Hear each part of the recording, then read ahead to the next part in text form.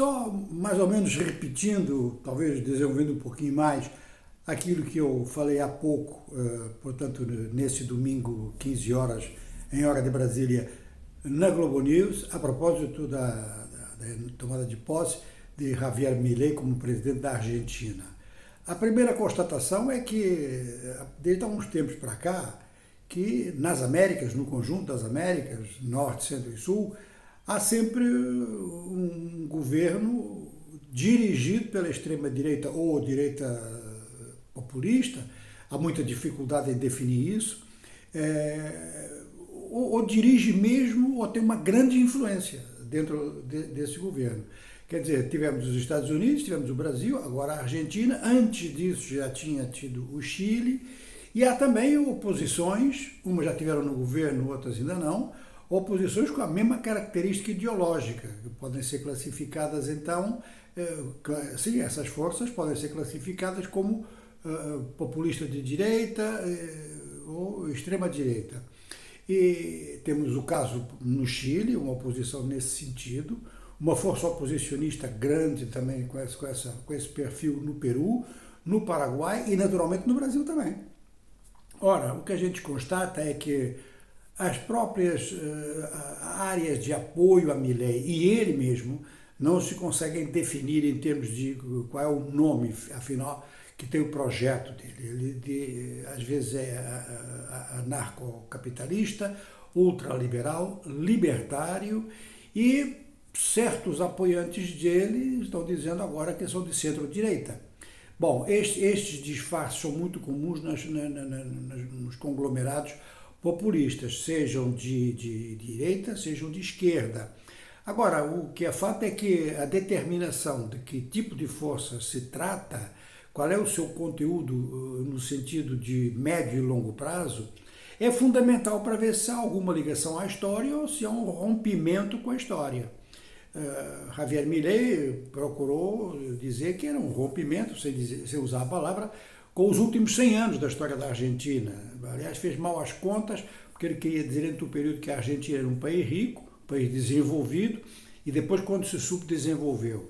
Realmente tem menos tempo do que isso, quer dizer, no final da Segunda Guerra Mundial, a Argentina ainda era um país desenvolvido. E é um país que tem tido sempre excelentes economistas, por exemplo, Raul Prebisch, que na CEPAL deu início a uma série de trabalhos, de pesquisas, até de consolidação estatística, para depois tirar um conjunto de conclusões que levaram até ao surgimento de uma escola naquela altura, que não teve depois substituição. Quer dizer, na CEPAL, na Comissão Econômica das Nações Unidas para a América Latina, não apareceu outra geração com aquele peso que teve, vamos lá, o grupo Prebisch, era a figura assim mais em evidência, mas tinha outros, tinha Celso Furtado, por exemplo, tinha alguns economistas chilenos, de maneira que dentro da Argentina se manteve uma certa tradição de análise econômica,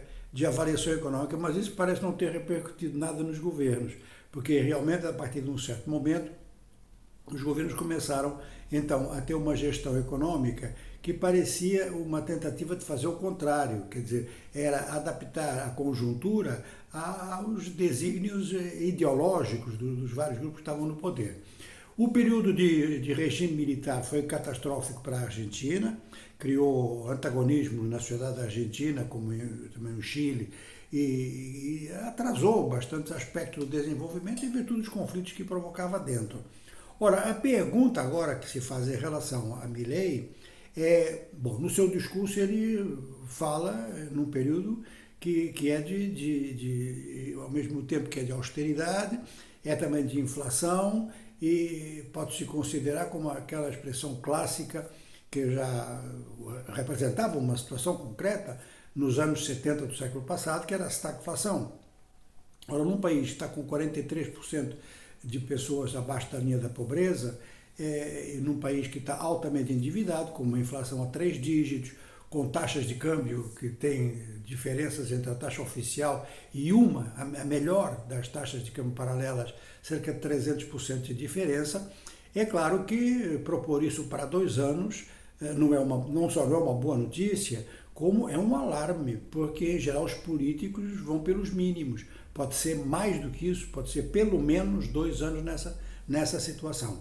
Ora, o que acontece com o populismo de direita, ou com a extrema-direita, a nova extrema-direita, é que ela não aparece no poder, como também outros regimes de outros tipos, não aparece no poder porque tem um plano, porque tem programas muito bem elaborados, porque tem um time de técnicos, de intelectuais que realmente dão garantia de muita seriedade. Não é por isso. Chegam ao poder por rejeição do regime anterior. As sociedades rejeitando os regimes anteriores, com muita frequência, vão para o lado oposto. E é claro que isso dura pouco tempo. Ou seja, que o mesmo fenômeno do aproveitamento da rejeição popular pode agora atingir governos como o governo de Milei. Muita coisa vai depender também da forma como ele encarar a questão cambial, é o primeiro problema. A Argentina está realmente à beira do abismo em matéria de reserva de divisas. A economia da Argentina necessita de estímulos. Esses estímulos implicam realmente um conjunto de programas que têm que ser sustentáveis cada vez mais, porque sem estímulo institucional, uma economia naquele estado, ela não sai da situação em que se encontra, e depois vai depender da conjuntura continental. Ora, a conjuntura continental para a Argentina tem 2 vertentes. Uma é o relacionamento com o Brasil. É o terceiro parceiro comercial do Brasil, no sentido inverso, é a mesma coisa. E depois quer saber quem é que vai estar na Casa Branca no final do próximo ano. No final do próximo ano, que seria sensivelmente metade do tempo que Javier Milei prevê como de estagflação. Vamos usar a expressão de novo. Em relação ao Fundo Monetário Internacional e ao Banco Mundial, ele não vai contar com muito boa vontade, porque o FMI e o Banco Mundial consideram que já tiveram muito boa vontade com a Argentina desde o começo do século XXI. E não querem prolongamento de dívidas, acumular de dívidas, e não quer maus relacionamentos na América do Sul, não quer que esta região se conflagre de alguma forma, mesmo que não seja em termos de guerra, mas em termos de um relacionamento muito agressivo, tipo guerra econômica. E tudo isto tem que ser equacionado no quadro de uma política de alianças internas que para Milei é complicado, na medida em que ele não tem maioria parlamentar e não tem governadores de província. Isto é bastante importante. Agora, se o eleitorado está entusiasmado, diversas forças não estão.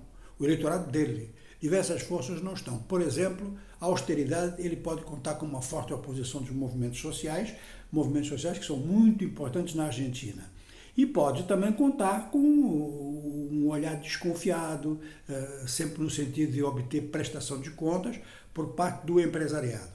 Quanto à oposição argentina, ela está dividida, fez aliança de circunstância no segundo turno a favor de Massa, não quer dizer que isso vá se manter, e quer se mantenha uma aliança grande da oposição, uma estratégia comum no Congresso, logicamente que isso abre margem para Milei. Como é que ele vai jogar no meio disso tudo, que forças ele pode atrair, logicamente que será importante. Agora, o que desde já a gente pode constatar é que a noção que ele tem de Estado mínimo, ao longo já dos próximos meses, será um mínimo que cada vez será mais máximo. Ou seja, que o Estado argentino vai ter que desempenhar um papel muito importante para resolver essa crise. Bom, estamos então perante uma situação, que é a situação da Argentina, com possibilidade de grandes impactos a nível do subcontinente. Isto somará alguns outros problemas e é claro que é um momento de observação, é um momento de previsão e o que vai acontecer em seguida, naturalmente, que nem o próprio Milei sabe.